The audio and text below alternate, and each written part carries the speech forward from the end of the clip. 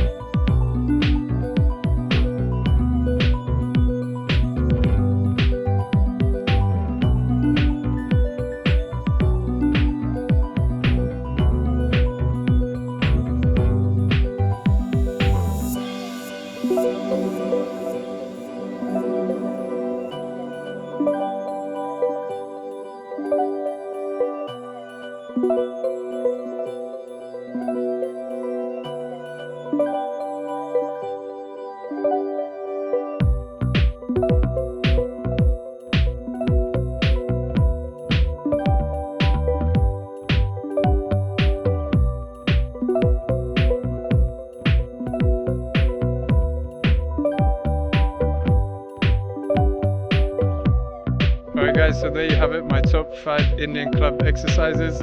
I hope you enjoyed this video, and I'll see you in the next one. Top 5 for now. Yes, that's it.